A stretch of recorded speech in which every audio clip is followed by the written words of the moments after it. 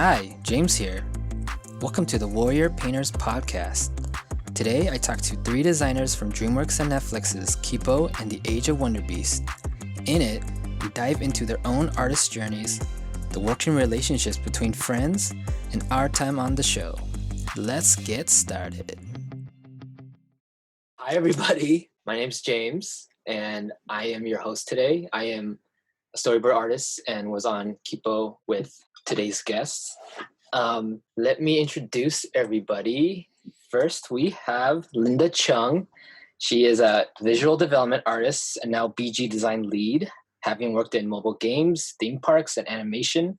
Her past projects include Dream Daddy for Game Grumps, Amazon's Danger and Eggs, Netflix Midnight Gospel, and Kippo and the Age of Wonderbeasts. Her latest project, Trollstopia, will be out sometime next year. And hello, Linda. Hi, guys. Hi, Linda. Welcome. Next, we have David Merritt, BG painter, colorist, visual development artist, as well as instructor. David is currently on the upcoming Bob's Burgers feature film, and previous projects include Kippo and the Age of Wonderbeasts, Steven Universe, Rock Dog, and Transformers Robots in Disguise. Hello, David. Hey. Oh, and Nikita's here too. Just kidding. Lastly, Nikita Chan is a BG designer, visual development artist for animation. Her past projects include Boss Baby, the TV series, the mobile game Marvel Strike Force, and Kippo and the Age of Wonderbeasts. Her most recent work can be found on Nickelodeon's Rise of the Teenage Mutant Ninja Turtles, film for Netflix. Hello, Nikita. Hi, everyone. Did I get all that right? Yeah, okay. Yes. Okay, so my first question is a little icebreaker. If you guys were a type of food, what type of food would you be? Let me start with Linda. Oh, okay. Well, I would definitely be this Vietnamese noodle dish called bún riêu. So like a noodle soup. Got tomatoes, they got tofu, got pig blood, got meatballs. It's all very flavorful and I love it. So Nice. So you're a Renaissance woman, I suppose. Full of flavor. full of everything. Yeah. Yes. I'm robust. And what about you, David? Like a cheeseburger, because they're delicious. Yeah. Nice. Nice and American. Yeah, that too. And Nikita? Maybe a coconut. I don't know. I like coconut. That's all I can think of. Hard exterior, but the Soft sweet on the inside. Yeah. Super healthy, juicy. Okay. Next question. So all three of you were Art Center alumni and coincidentally done work in mobile games, theme parks, and visual development. How much of your education do you think helped inform the kind of work that I listed above? Did it help at all? Yes. For at least for me, I think I tend to provide a very strong foundation for me to face any different kind of work. Even a lot of things you kind of have to learn through your way working, ask a lot of questions. But I think the foundation there, like Art Center, definitely provide a very strong start. Yeah, I definitely agree. It's a lot of it just gave us the foundational skills to need, like going to all those kind of different aspects of entertainment, mobile games, theme parks. Like you still need to learn how to draw. You still need to learn perspective, some color, some lighting as well. But I think what would be different, like in terms of like education going to the workforce, is like how those workplace environments, that work culture, it's different, and you need to learn how to, I guess, grasp that and apply it to your work. Like theme park, like you can design whatever, but it's still grounded into a real science. Like you can't just have some giant loop and people are gonna fall and die. Like yeah, that exists in like the cartoon world, mobile games, and animation, but not so much in the real world. Right. So there's like a realistic, I guess, foundation behind imagination ridden thing. Yeah. What about you, David? Yeah, no, I mean, I wouldn't be where I am if I didn't go to Art Center because of like the design training and the Photoshop training. I just didn't know anything. And my portfolio was a lot better after I graduated than before. So it helped tremendously and to get where I am. Cool. Did any of you overlap, or you guys were all there at different times? David and I, we went around the same time. And Nikita met after graduation. Mm-hmm. I graduated like 2016, so it's probably A the little next later than everyone. generation. Yeah. Right. Yeah. Cool. So talking about your schoolwork, so what was like the transition from student to professional like? It was a little bumpy. I mean, I definitely got work like right when I graduated. I probably got like a job within a week of graduating, which is Wow. like really good. But I feel like in my first maybe couple of jobs, I think they might have expected too much of someone who freshly graduated out of school. They like thought, you know, from day one, you know what you're doing, even though you don't. Like you do have really great training, but there's still a lot to learn on the job and learn like how jobs work, learn the ways around the office and just the particulars of that job. Right. I think one of the misconceptions is even though school prepares you in multiple aspects, I guess the learning doesn't stop once you're out in the real world. The office workspace, the politics around that, and that kind of work environment is way different than like, you know, a classroom. And there's like that secondary skill that class doesn't prepare you for, in my opinion. Yeah. Linda, what about you? I think I left school very naive. I was very bright-eyed and bushy-tailed. I was like, oh, I'm going to get a job. And then I didn't for like the rest of the school year. So I went back to like school to take some classes and met some people and kept applying and finally got a job up in San Francisco doing mobile games. I definitely thought like, oh, you know, I'm just going to go straight to animation, but you know, I went to mobile games instead, or I went to theme park design and mobile games, and it wasn't really like a straight shot. Right. So as soon as you thought as soon as you threw your cap and gown, you're like, I'm ready. Yeah. And then I was like, no, what's happening? Hey, where is everyone? Yeah. I was very naive because I also thought like, oh, you know, it's going to be a steady job. I'll just get into a studio or something and then be there for the rest of my life. But little did I know, I was like, oh, this whole thing called freelance and, you know, everything's project based where after a few months, they'll just kick you to the curb and you're back on your own to fend for yourself.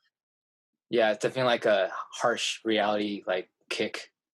Yeah, I have the pretty similar experience that I was struggling a lot after graduated because I kind of had a high expectation for myself that I also thought that I would get a job very soon. But for the first 9 months, I was actually just doing freelance here and there. It's not bad, it's good. I mean, it's good to have something to start on after graduated. But like for me personally, I feel really frustrated because I really wanted to be in a studio and learn the pipeline to work with a group of people. So yeah, for the first 9 months it was hard, and then, but somehow one of the freelance lead to Kippo, which is also my first in-house full time. So yeah, it was a struggle, but I also learned that everything takes time and you just need to be patient. Yeah, with it. Cool. Perfect segue to my next question. Flash forward to how did everyone land their positions on Kipo?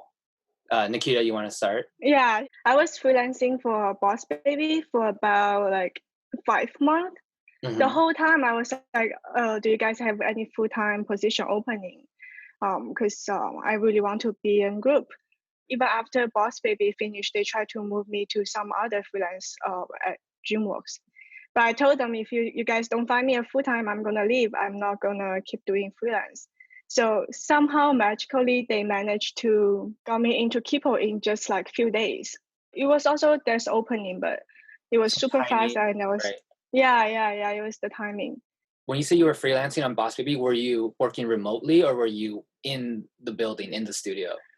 Remotely. I go into the studio probably once or twice per week for meetings because it's easier to talk to people face to face. That's another reason I prefer to work in house. Yeah.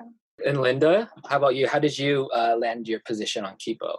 I think I was just freelancing around and I don't remember exactly what happened. I think I might have been like, hey, I'm looking for a job, and I just posted it on Facebook. And I think Angela reached out to me. Was like, hey, what's up? And I was like, what's up, girl? And then she's like, hey, you want to come work at Kipo for me? And I was like, yes. And it was definitely a long time because I think I freelanced for a few months before they finally brought me on board. And at the time I was like, I think I'm just gonna like go back to school and change my career and do something else, like I felt like I was being kind of dragged along a little bit, Right. because the process took so long. But yeah, eventually the magic happened and got on the show. Yeah, because previously, I mean, you already worked on a separate animation project, Danger and Eggs, as a BG designer, right? Yeah. So you went through the whole, I guess, season and like throughout the whole pipeline for that show. So you already had some stuff under your belt. Yeah, that was my first animation job, and it was like the only one. And after that, I had a year of freelance doing whatever things. It wasn't like a job right after a job, so I had a year of just like real struggling. Right, like So I was like a bit of a dry spell. Yes, definitely a dry spell. You mentioned that you wanted possible career change. Can you share what that was? Yeah, I thought like, it was really hard to hold something down because all the freelance stuff just like for a couple of months, and I didn't hear anything. And I thought like, maybe this isn't working out because I don't have any experience and I'm not getting anything for a year, and I, really need some money. So I thought one of the best ways was just to go back to school and just change my entire career. So I, did some research online. I was like, nursing, boom, registered for some classes. And then Angela slid into my DMs, was like, hey, we're ready to hire you. And I was like, bye school, and, hopped on some Kipo. Wow, that's just such a coincidence, Yeah, it was perfect timing. Wow, struggle is real. And by the way, Angela Sung, you guys might know her from Warrior Painters, but she was the art director for Kippo, so you might hear her name a few times during this little chat. Cool, thanks, Linda. And then last, David, how did you land your position on Kippo?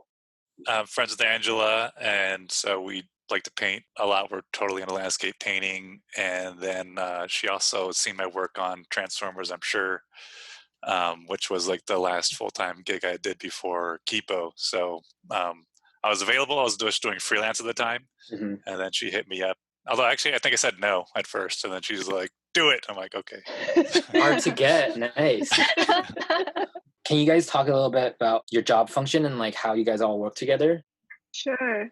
I will talk a little bit about the BG design in the pipeline. Okay. So when the script just come out, 3 of the BG designer and the art director together with 4 of us will read through the script, and then we will try to figure out or design or so-called concept design each location, and figure out how we can help the storyboarding artists to figure out the space in each sequence. And after we do that, we hand it to the storyboarding artist. They will do the storyboarding and then animatic, and then you come back to us to finish the detailed background designs. And between all the BG designers and art director, we have to hook up all the shots, all the space, make sure everything is lined up with everybody else's design. After that, we will hand it to the BG painters. Linda, did Nikita sum that up correctly? Anything you want to add? Pretty much. No, everything she said is true. Yeah, we would collaborate on backgrounds, like Nikita and I and Rodrigo, the other designer on Kippo. We would all talk together and make little sketches to make sure everything was consistent and hooked up correctly. Yeah, and then we just go to town on Photoshop, just drawing all the stuff, and then David would paint them beautifully. Yeah. Yeah, I don't want to forget to mention that, there's a whole team. So today we're only talking to a select handful, but yeah, definitely a whole team of designers, storyboard artists. Yeah, There's so many people. So this is only a little taste for everyone. And David, so once you get the line art from the BG designers, what next? I'll watch the animatic for that scene. I'll talk to Angela and ask, see if she has any particular ideas about what she wants, like what's the mood, what's the lighting direction, what's going on in the scene, anything that wants to be emphasized, and then I'll go beyond that. If we have any other BGs we painted in that area, I can reference that. Otherwise, start going to town and trying to figure out how to make the scene work and make it consistent with the other scenes if there's other ones that have already been done in that area. Nice. And by the way, a little plug David has a more in-depth interview also on the Warrior Painter podcast series, so check that out. I guess a little bit more specific about the job. So I guess Nikita and Linda, let's say the story takes place at night or during the day. Does that help inform the line art, like how you approach drawing that? I think on Kipo, we didn't worry so much about lighting it. I think we just had to make sure that foreground, midground, background elements were visible. So we would use gray tones to kind of depict that, just to show space. Mm-hmm. And we did have to make little notes like, okay, this is the east, this is west, north, south. And we'd have like a little maybe top-down map, be like, okay, the sun is coming in this direction. And then we would hand off that information to the painters for them to kind of like figure it out. Right. I will add on what Linda said. It's like a lot of time we do concept sketches. They are really messy, like because we are in the process of figuring out the space and everything what's going on. It's for the pipeline. It's not good. It's not. You cannot put this actually in portfolio because it's more like rough sketches. But those will definitely help the pipeline, help the storyboarding artist to figure out everything. Like the space and all that. Yeah, right? yeah, exactly. See, I think some people might forget. It's kind of like when you watch it in the final form, you blink and you miss it, but there's so much work that goes behind figuring it out. Even though it's a cartoon and everything's like made up, it's a lot of like you said earlier about your education part, Linda, how there's so much realistic factors that go in and foundation based in real life. I believed, don't quote me, but Angela, she always believed in basing stuff in real life just to make, the fantasy story more believable. Something along those lines. You could ask her. And David, so the lighting and all that kind of things will be more on you and the other BG painters' plates, right? Yeah. Having the light direction or like even like the top-down map that sometimes they would create was really helpful. Especially if you're doing like one view and then you go to a different view, then it gets really confusing to like try to keep it consistent and keeping the lighting direction to feel like it's consistent throughout like the whole scene. Mm-hmm. And I'm sure the lighting probably helped inform what you wanted to be emphasized based off what the story is trying to tell in that particular scene as well. Yeah. If you're going for like a particular mood, sometimes they're really interested in like, we want to convey this kind of emotion or even time of day.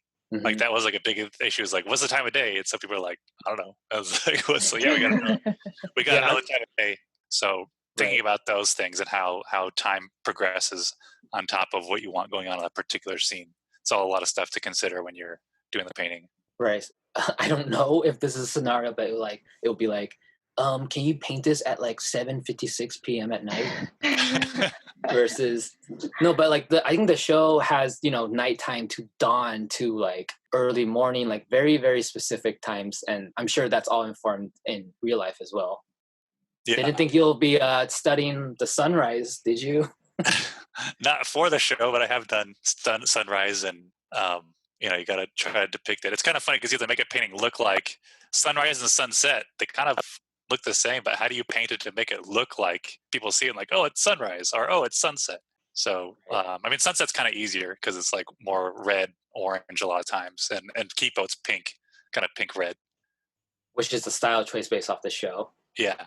So that's something probably you have to adapt to as well. Yeah. Cool. So whoever's listening out here, I implore you guys to rewatch Kippo and then check out those specific colors. It's very thought through. Okay, so any memorable thing working on Kippo from anybody? Linda? There's a lot that happened that I'm trying to think like, can I say this online? Can I like reveal all of that? Well, I definitely the friendships that we've built working on Kipo, I think that's one of the most memorable. Mm-hmm. I think, it's very rare to find a team where everyone just kind of melds really well together. That's so true. I really have fond memories of our struggles working together. Right. And David? I enjoyed our lunch paints a lot because it was a kind of fun break from the work and also kind of like can goof around. And then, early on when you would draw those crazy murals, like James likes to draw, so he'd do these like super insane like murals, like cool. Caricatures of everyone, and then caricatures of people as other characters. Like those are pretty fun. I'm sure it's safe to say that production could be stressful. So you just find a lot of ways to unwind. Yeah. So yeah, like you said, our lunch paints. Every lunch, Angela, we usually book a conference room, an empty conference room, and we would just all eat our food and go and start drawing. Mm-hmm. Yeah, that was a lot of fun. And Nikita, anything memorable? Definitely the group. Everybody was so unique, but at the same time that we all get along so well. So like every day going to work was actually really fun. Besides the working part, it's a lot of hard work, but sometimes we all go like do the apple cider vinegar shots in the afternoon. Like those little things was very memorable for me. Do you still take apple vinegar shots in memory? No, it's too much for me. But it was fun to do it with you guys. Right. There was a lot of memorable quotes that you had, Nikita. Some I probably can't say out loud, but yes, that was a lot of fun. Nikita, what would you consider a successful day at work like? Probably everything goes smoothly. All the backgrounds get approved, and everybody's... No notes? Yeah, no notes. I think Andrea has a quite high standard for the show. So normally we will get notes normally, like rightfully to make so. Sure. Yeah, to make sure it reach to certain quality. But yeah, if it's successful day, it means like everybody's doing their job good. So like super smooth. And what would a unsuccessful day look like? So sometimes we will finish BGs and then the script can get changed or get updated because the story needs. Then we have to start over again or like change a few backgrounds or things like that. I won't call it unsuccessful, it's just the pipeline, but sometimes it's a bit of frustration because you kind of have to start over again. Could get overwhelming too, I'm sure. Yeah, sometimes it does. But I think we have a really great group of people together, so everything worked out. Nice. And Linda, what would a successful day look like on day-to-day on Kipo? Yeah, I think same thing, getting the approvals from Angela. She does hold us to a very high standard and we learned so much from it. So thank you. I think, when we send in a rough or the final and then it just gets that stamp, we're like, oh God, yes, I'm ready to move on to the next one. That was like very successful. And then what would a unsuccessful day look like? Like what Nikita said, in addition to like these last minute changes, I think what probably was unsuccessful to me was knowing that I had to do like maybe more than 4 hours of OT. I was like, oh man, like there's more changes and I know deadline's coming up and it kind of had, I guess, like a domino effect where it would kind of ruin my schedule. Yeah, it just piles up and I'm like, okay, looks like another day of OT. So that was what I considered unsuccessful for me. Right. And a quick disclaimer, when I say success and unsuccessful, I mean every artist on the show was brought for a reason. So it's not really like a pass-fail in the sense of, I guess, you as an artist, but it's just more on the day-to-day production work and like what people are responsible for and how to deliver that in the best way. So a little disclaimer on that. And lastly, David, so what would like a good day look like to you? Get everything done, no notes, and no OT, and go home, sleep like a baby. Do it all over again. Yeah. And then more of a, I guess, unsuccessful or more of a overwhelming day? Just a lot of work. Sometimes the deadlines can vary, and then it'll have like a super tight deadline. So it's like you just got to knock out the painting and do a next one. You got to work OT to get it done, and you're just struggling to like really finish everything on time and finish and do a good job. I mean, because you always want to do good work, best you can. Yeah, I don't want to be lazy or cut it short, but you're just trying to make it look good, but then try to get it done fast, and those are two competing things. Yeah, going back to school, like they teach you all the tools, but there's like a whole nother set of doing what you're responsible for and within the schedule that they're giving you. So there's a lot of pressure in that sense. Yeah, so we're all friends and we know each other in like a professional environment. Can you comment on what that was like? Because it's one thing working with, being cordial with like a superior, but then when the superior is like, also a good friend, does that line blur? Can you comment I on think that? yes.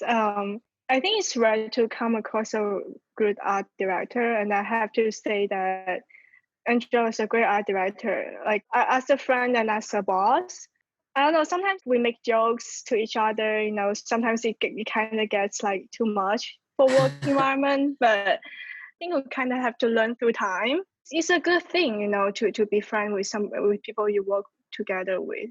Yeah, because we spend so much time in the office, so might as Yeah. well make the day-to-day, pleasant to be around. Would you We say you would have to categorize, when to like turn on, have fun, but then also another time to get the work done? And was that Yes. difficult, you think? At first it was. It's a progress. Like slowly I learned what's more priority. You know, of course work, but after we finish, we get things done, you know, we have fun, we make jokes, we hang out. So yeah. I think it's really good to work with friends. I mean, as long as everyone is a good worker, I think you're more comfortable. I'm friends with Angela, so like I feel pretty. I'm not. She knows me, and hopefully, I think she felt pretty fine with telling me things and not worrying about me being like offended. She's doing her job, doing my job, and to me, that kind of relieves a little bit of pressure. And then just having other friends, you're already really kind of like I already know Linda, but then I met you and Nikita, and like we all got along really well as well. So it's like one thing is like it's good. It's really nice to have friends you already know on the job, but then if you're on a good job, then you make more friends that you may work on in other future projects too. Anyways, so Right. yeah, it's pretty positive for me. That's probably pretty natural because everything's so collaborative. Yeah. Yeah, like I agree. Like I knew David from before, I knew Angela from before, so I felt like it was a really strong like support group, and it kind of gave me a lot of confidence in a way. It's like, okay, I don't have to worry about what they think of me. Like I know they're reaching out for me for help. They like trust me, they believe in me. So it made me be like, okay, yes, I don't want to fail them. Like no, of course, like I don't want to fail any teammates, but I feel like working with a friends, there's like that special bond where you just kind of work extra hard, That added layer, I suppose. Yeah, definitely. And then knowing you and Nikita afterwards, I was like, oh yeah, just added more to the soup and it just tastes delicious. And Soup. We're going back to soup. Nice. A little callback there. So yeah, I think it was great that we were able to build such a great relationship that we didn't take anything personally. We knew it was all work related, kind of like, like a family. You can just rib on each other and no one gets hurt. Right. Like the next day we just like, oh, hello, good morning. And whatever happened the day before, it was like a whole new clean play. We just understood like, yeah, this is just work, and whatever we say is just not gonna take into offense. Like, yeah. Right. And speaking of family, I know we were on the 6th floor, and we shared the floor with 2 or 3 other productions, and we were probably the most loudest and annoying. So I mean, I'm sure there was plenty of days where it was just super quiet. Everyone just got to put their heads down and worked. I think for the office setup, I remember that I shared the office with 2 other people, and if it got too loud, I just closed the door. So that was it. But the upside is that if we wanted to get rowdy, people can come in and we close the door, and then it'd be great. Yeah, it's always up and down. I think it's always like that. That's why it makes the good part, the fun part with your colleagues is even better, because you guys, we all went through like tears and blood and all this together. The really stressful times where maybe you had a lot of notes and things like that, but in hindsight, it was all, for the better cause. Yeah, everything's worth it. Now look back, yeah. Nice. Was there anything that you guys learned from each other on the job, or from other crew members in particular? Nikita, you want to start?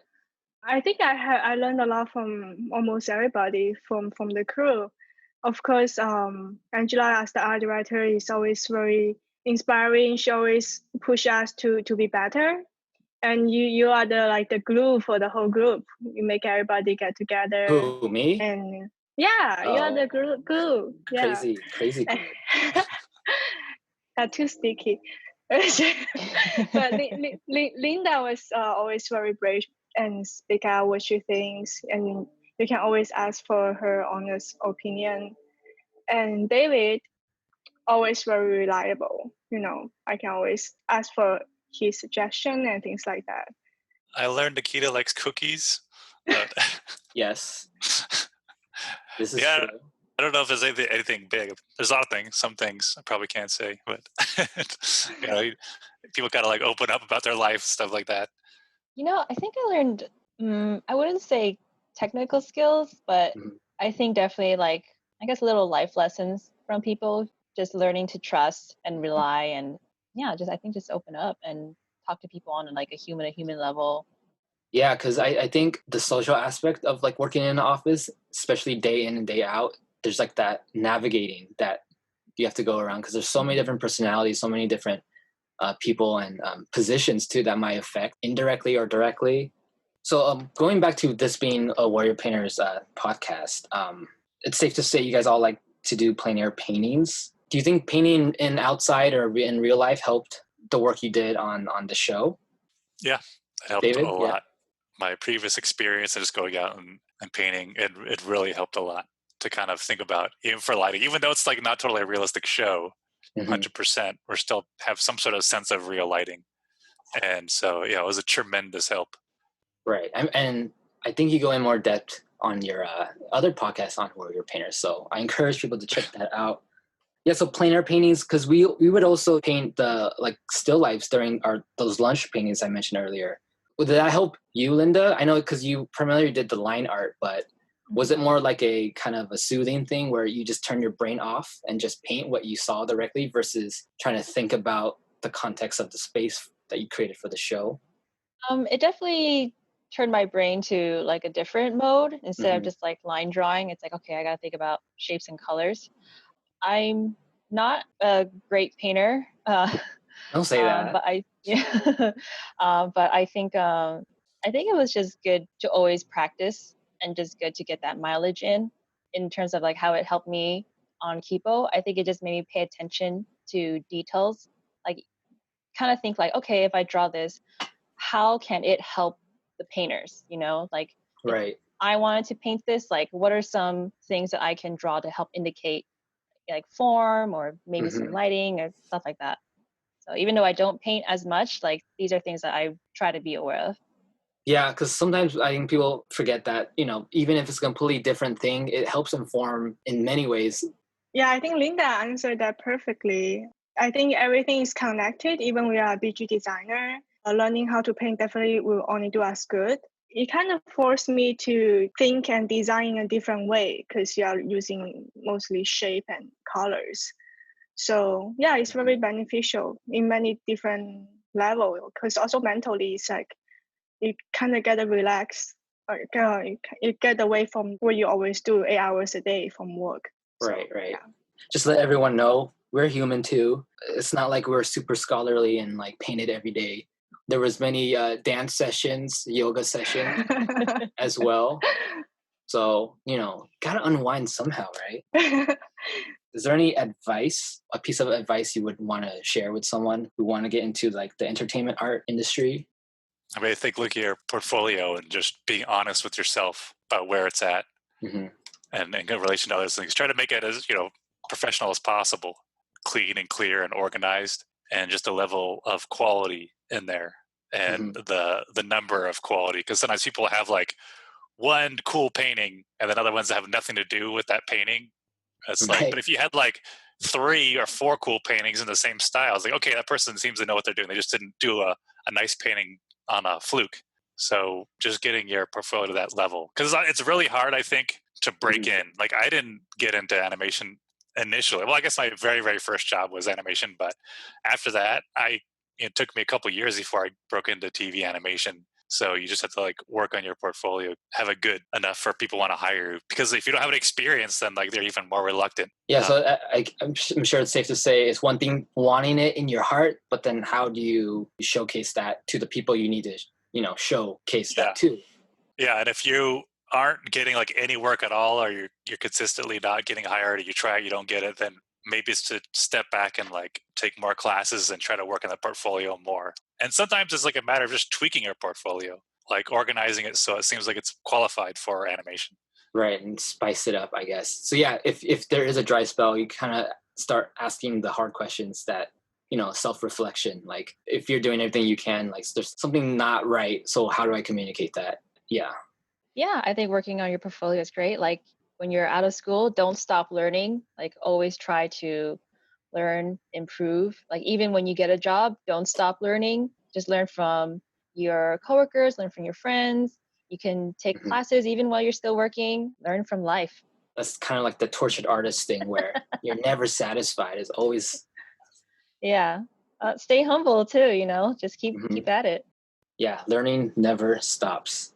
For my personal experience, if I go back, I would tell myself to be patient, because a lot of time breaking in the industry is the timing. Because even you don't get it at this moment, it doesn't mean that you are not good enough or things like that. Just keep working hard and be patient. When the chance comes, you have to be able to take it. I feel like it's definitely like an endurance thing where you got to keep at it.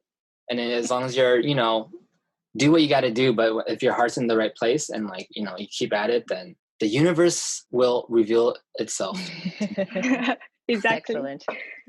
Okay, so I think we have some time for questions from the audience. Someone asked, how have your past experiences or jobs, feed into Kipo? I think on Transformers, I actually learned a lot about painting, even more. Like my boss, Christoph, was really generous and, working on developing us as a painter. Like I've been on some jobs where they expect you to be like perfect from day one. And I think that's kind of unrealistic, especially if you have to adapt to a style. But on Transformers, he actually went out of his way to paint things this way and showed some techniques. And that was really helpful. So like that, helped shift my style, my painterliness towards how I worked on Kipo. And you could probably see it a little bit, like some similarities to Transformers and Kipo, not necessarily color, but like the way things were painted and how I did it.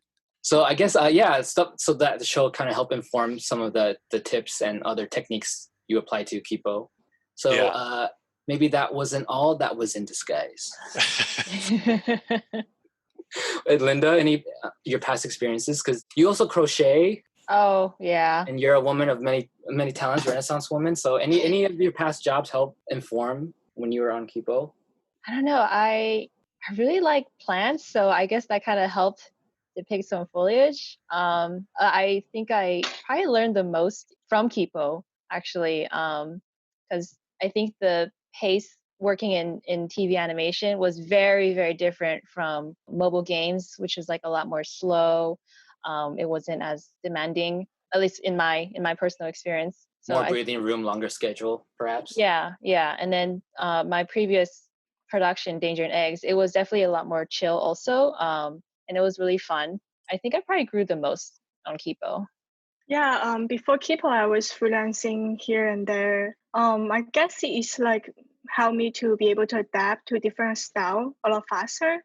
Mm-hmm. But I would definitely say the same thing like Linda, that Kipo, I grew the most at Kipo. It was my first in-house job. I get to understand the whole production pipeline. Yeah. Cool. Same. Okay, another question is, have any of you guys slipped any Easter eggs or any silly things in any of the scenes?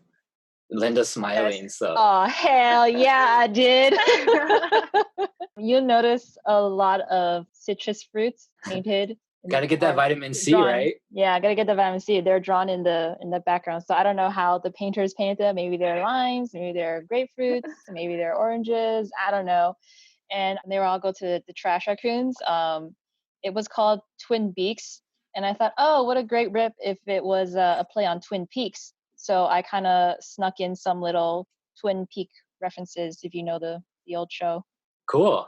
I put so many of like those little drawing you did of our crew members.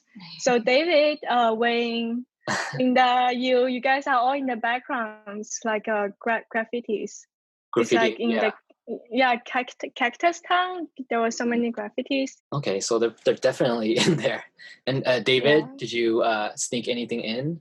Well, I mean, I just followed the line work. So yeah, I remember early on there was like a lot of caricatures and stuff like slipped in the graffiti.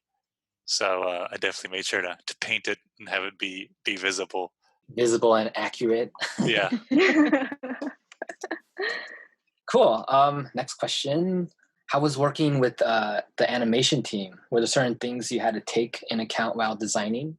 I guess animation team overseas. So I guess how the backgrounds, did you guys do anything in particular to help inform, the people after you in the pipeline? I think, sometimes we did, I've done a couple like super crazy, like big BGs, and it's like they're kind of hyper detailed for them to base the look of the whole scene. We could like zoom in and break it down and reference it for other scenes that we didn't provide them for like a fully painted BGs. Because I'd watched the episodes like, okay, like they did a good job, but like I was like, nice, they did this, and like I could see they referenced what I did in this one painting. Mm-hmm. So yeah, like I guess I wasn't thinking like I was going to help them, but looking back, I could see how it was very helpful to have really big BGs with like a lot of detail that they can mine that information and do other scenes from that. So creating a larger scale painting so they could, zoom in and take what they need as a reference point. Yeah. Cool. Yeah, I think I mentioned earlier, like, oh, we draw like some call outs or like some directional maps indicating like this is the north. Be sure to like make sure everything you draw in the north stays in the north, or like the train station when things are scattered around. Nikita and I would collaborate and be like, okay, this is how the fight scene is taking place. We just have to make sure we draw like a top-down map, just kind of lay it all out for the animation team afterwards to make sure the trains are where we say they are. And this side of the wall is the same as that. Yeah, exactly. Yeah, that kind of stuff. Yeah, beside that, what we do in the production is if we have a BG that we'll find the best angle. With Angela, we'll talk with Angela to find the best angle to show the most information. Mm-hmm. And then we'll do that BG, maybe even extend it or do a pan view of that, so we can try to fit in as many as information we can in that one BG for the overseas studio. Just once more and more reference. So no questions asked. Just kidding. Yeah. And sometimes like what we draw, it's not even shown in the series. It's just all information that just gets sent to the animation studios, and it's like, oh, okay, I remember drawing it, and we won't see it in the show, but it's information that just in case in the future they do need it, like, okay, they have that. Right. So yeah, in our hearts we know what we did, and people listening know. So it won't be in vain. Another question: while you guys worked primarily on backgrounds for Kippo, was there anything you ventured beyond your roles or even past projects? Linda, after Kippo, you painted, right? Yeah, after Kippo, I hopped onto Troztopia and started doing more than background design, visual development. So was doing painting as well. For Trolls, it was a little different in the design process where we actually had to control the lighting in the drawing, whereas Kippo, we would just pass it to the painters. So when we started painting, it's like, okay, now I know how the painters feel. It's like, okay, I gotta make the lighting, I gotta think about it. So that was neat. I enjoyed it. Right, and you also, correct me if I'm wrong, you designed some props too for Kippo? Yeah, for Kippo. Mm-hmm. Okay, so props, cool. Props to you. Oh, thank you. and David, you're currently on a feature-length project.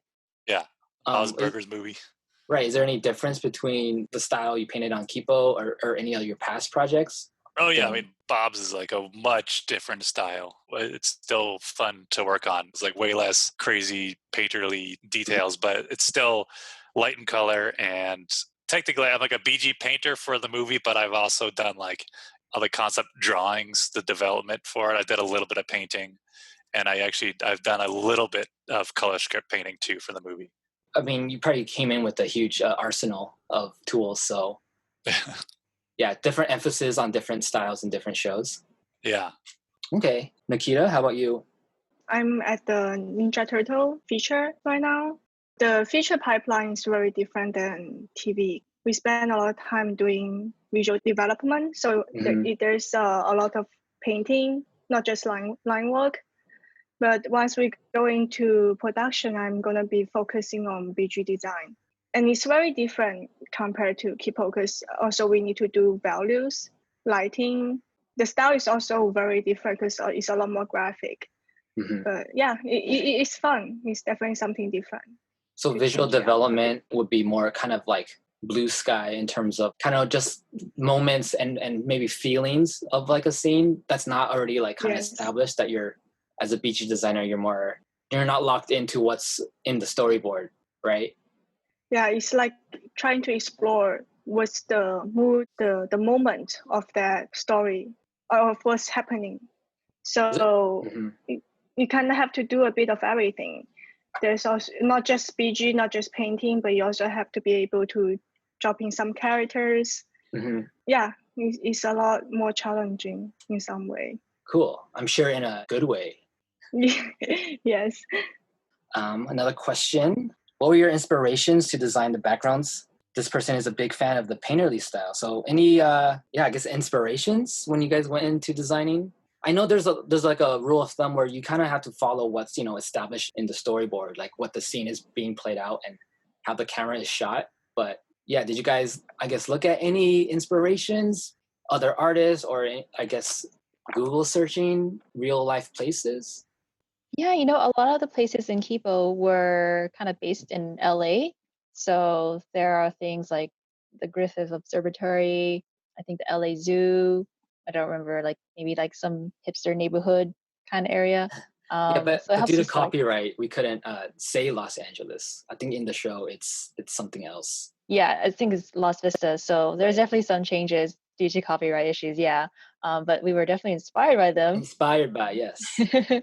So we definitely had to Google up some reference images based on those and just kind of consider like, oh, what would like an LA-esque architecture, what would that language look like, and how do we translate it to Kipo?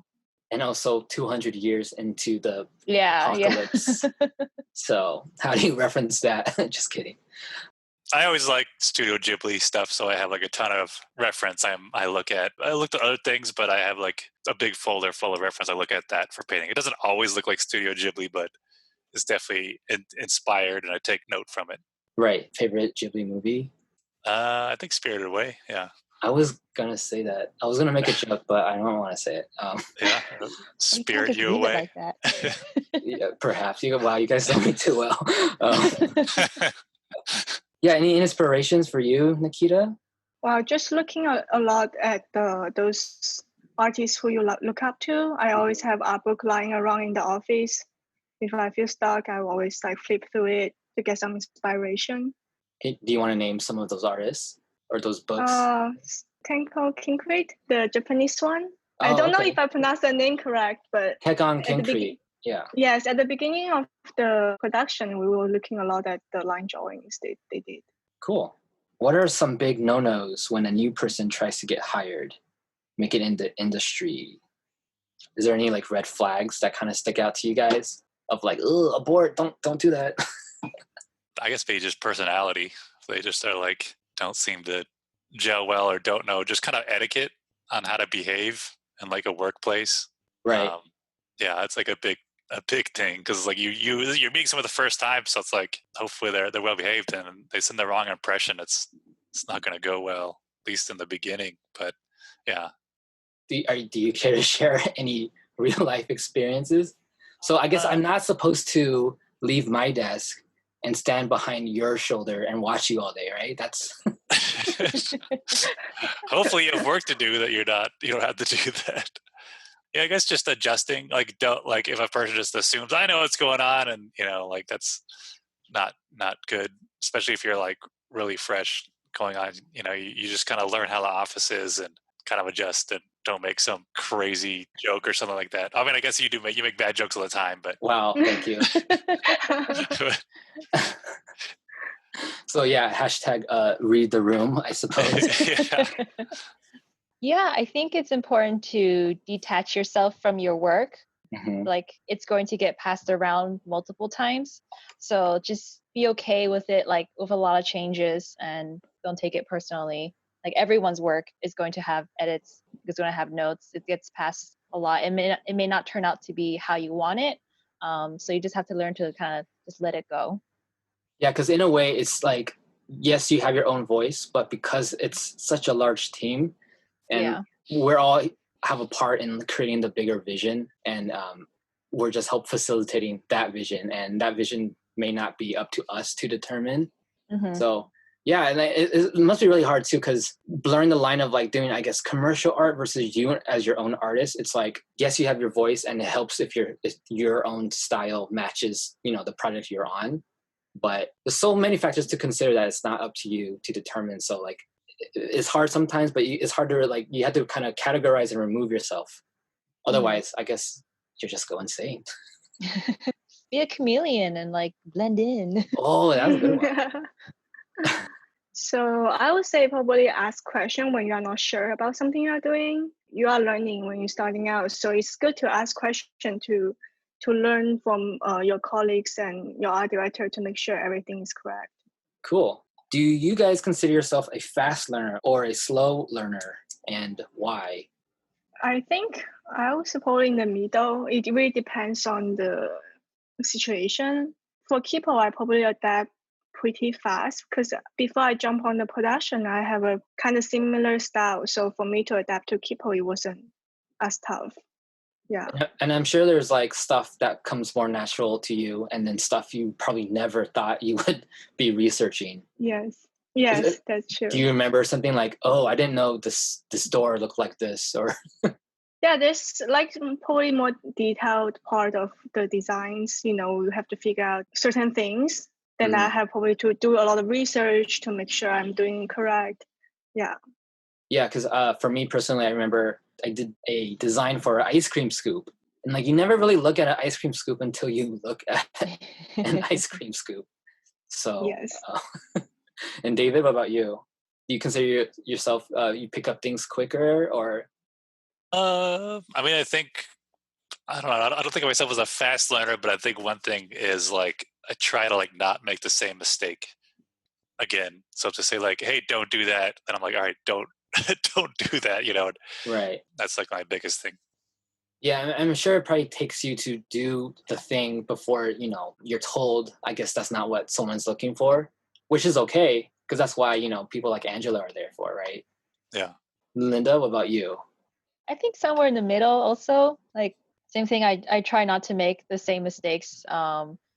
And I know definitely hopping on Kipo, there was a learning curve for me. I had to take some time to adjust.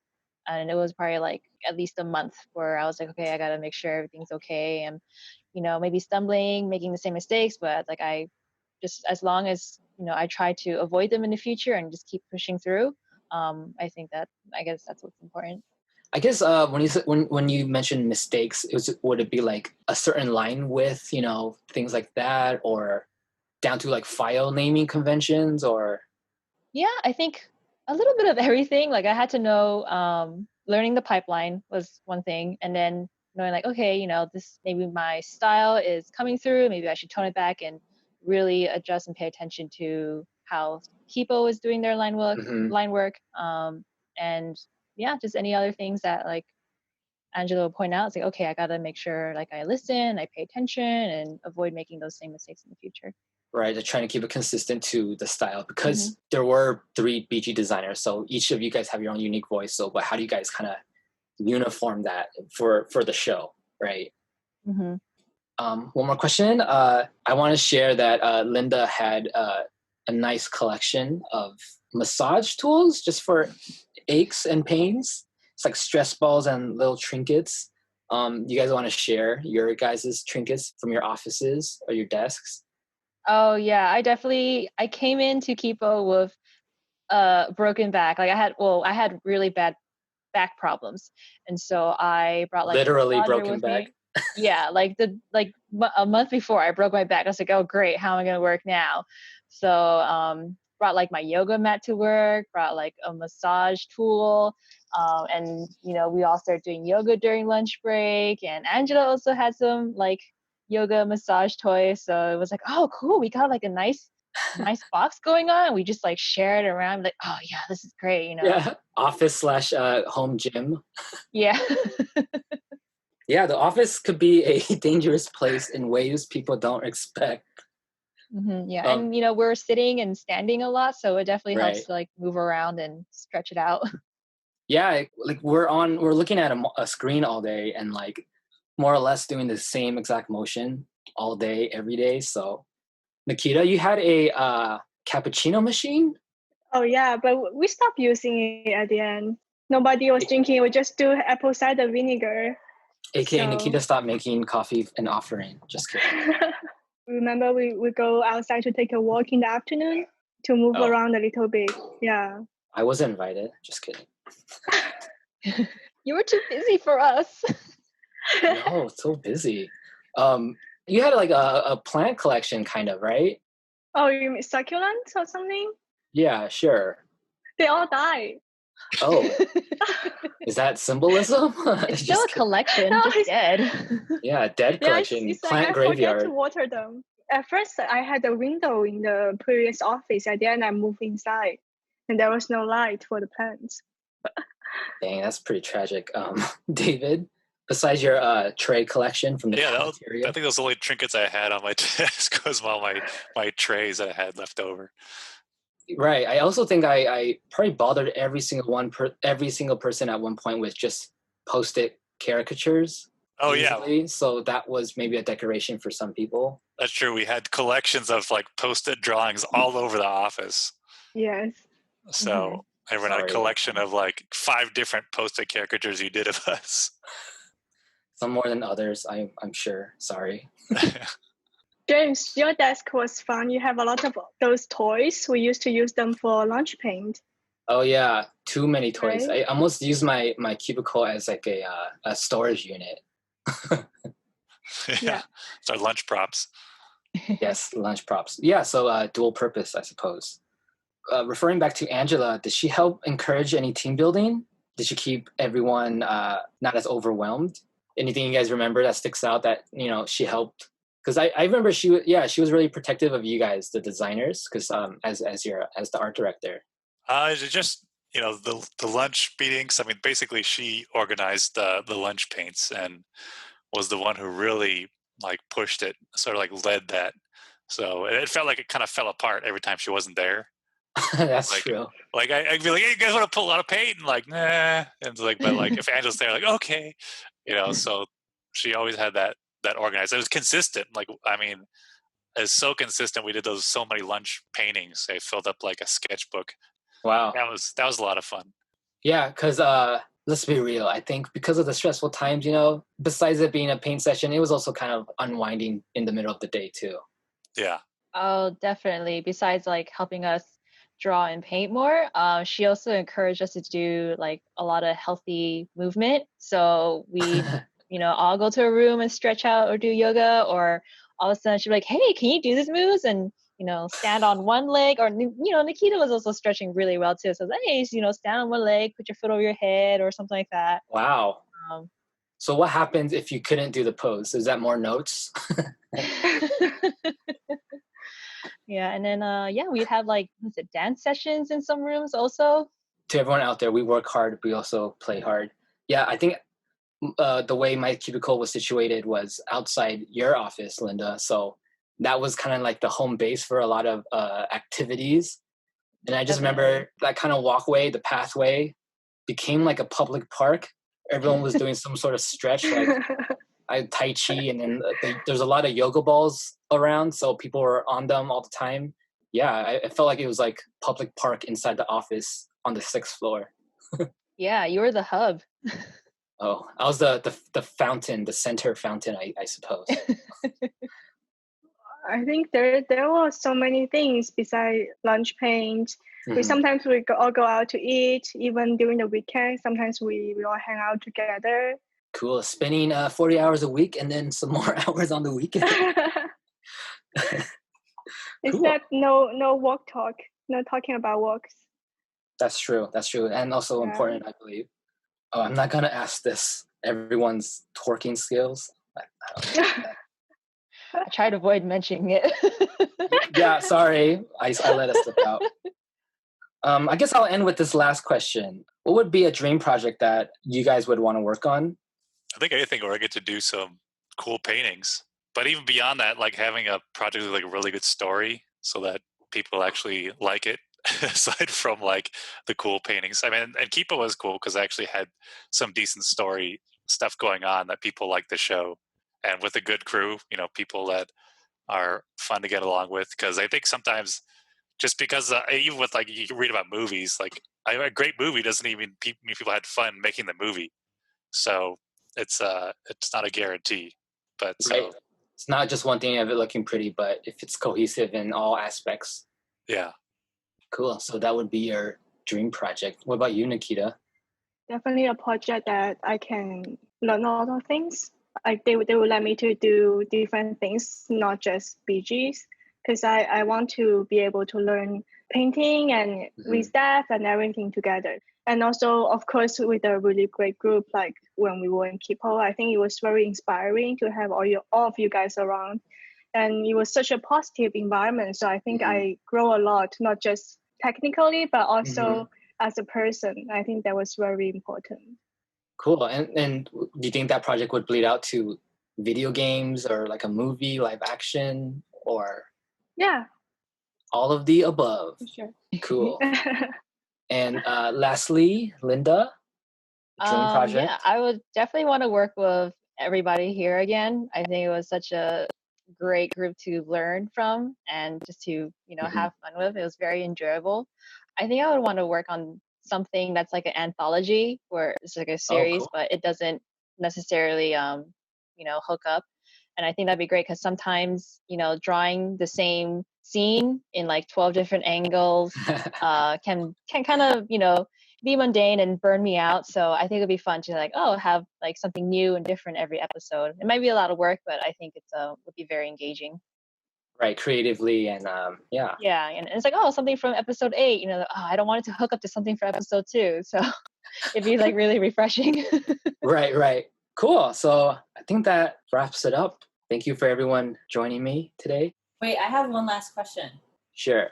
Who is your favorite person to draw? Was it Wayne? I guess based off the amount of drawings of him I did, maybe, yeah. But here's your muse. Perhaps, yeah. David was definitely a close second. I drew everybody. I'm apologizing again. So Thank you. Cool. Thank you, everybody. Thanks, guys. Everybody. Thanks for listening. We love hearing from you. Feel free to write us a review on Apple Podcast or other platforms, leave us a comment on YouTube, or just message us on Instagram. If you want to support us, please consider donating on Gumroad. You'll find a link in the description. All right, see you again soon.